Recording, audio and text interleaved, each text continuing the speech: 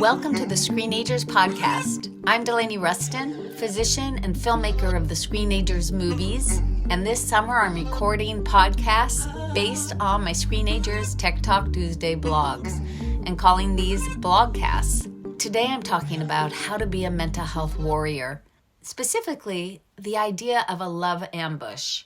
We've all been hearing about the fact that for over a decade, the rate of young people reporting mental health problems has been climbing. Clearly, one lever for helping young people who are struggling is to get them and their families professional help, such as counseling, seeing someone like me, a doctor, and that is incredibly important, but it's not the only lever.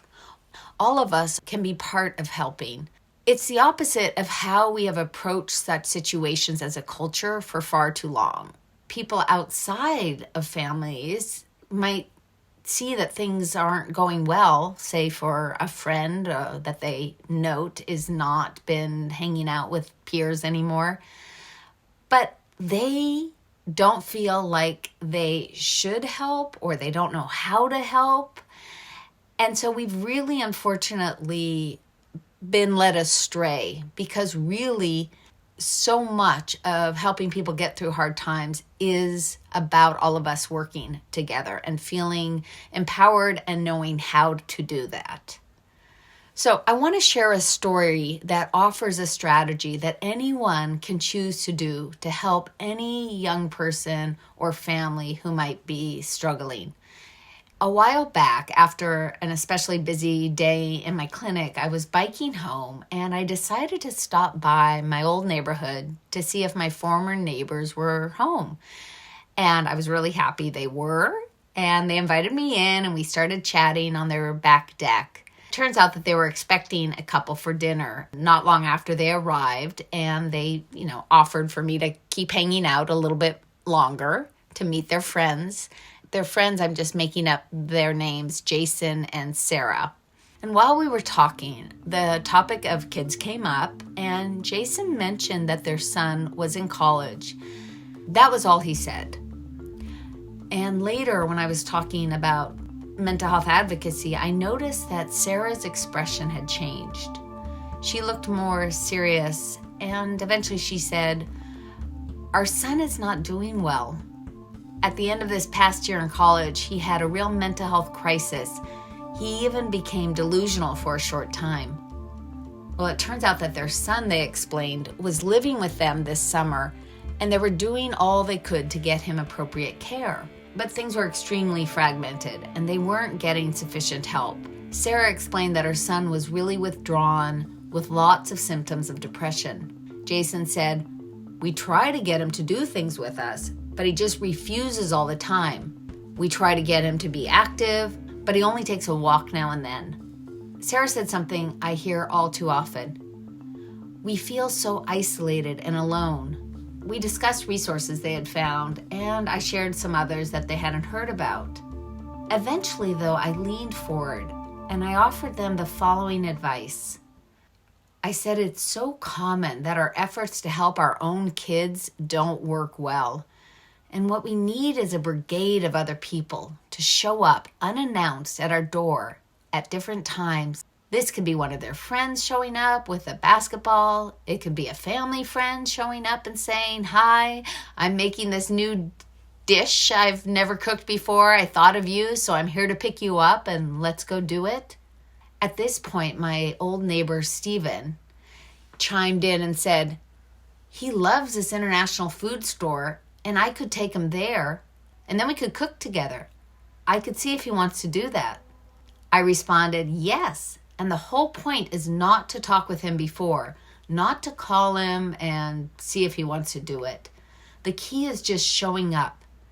It turns out that this primal social behavior kicks into gear when people we know show up at the door.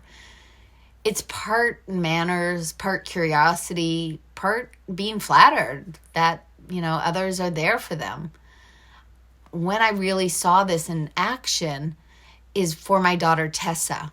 She, as is shown in one of the Screenagers documentaries, was going through clinical depression for quite a long time. And yet I noticed when people came over a couple times looking for her, it did get her out of bed and there to the door to meet with them.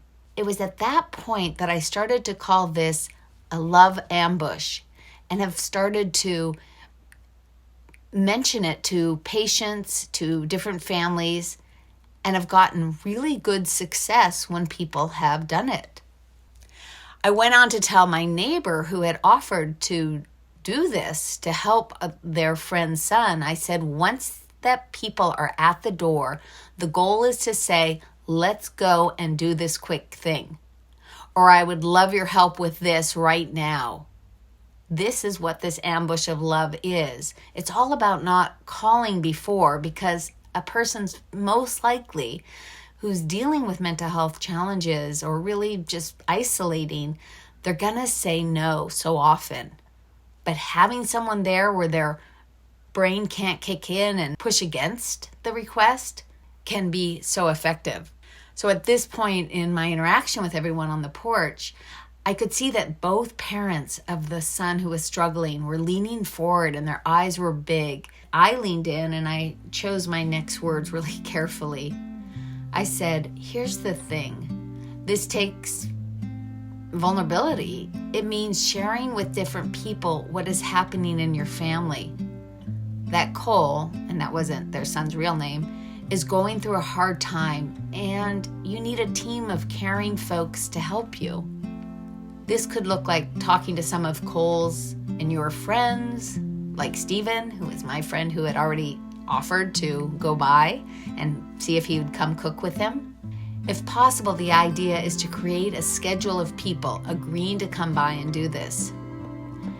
At this point, Jason, Cole's father, looked at his wife and said, you know, if our son had cancer, it wouldn't be strange to do this.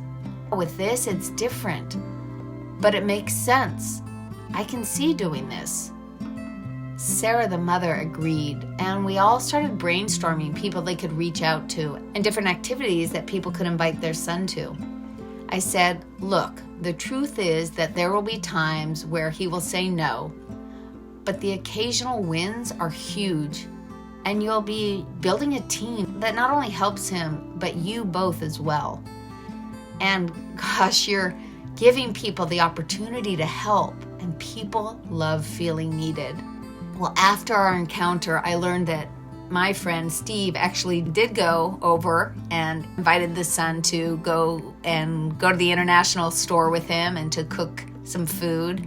Another example I have is somebody who worked with me on the most recent film, a student at UW. She and I were going to a shoot. We were going to be filming something for the new film.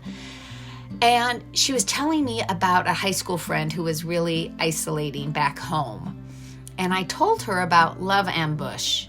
Soon after that, it was the holiday break. And she came back to town and she said, Delaney, you won't believe it, but another friend and I went over to our friend's house and they came out with us. And it went so well that we even did it another time.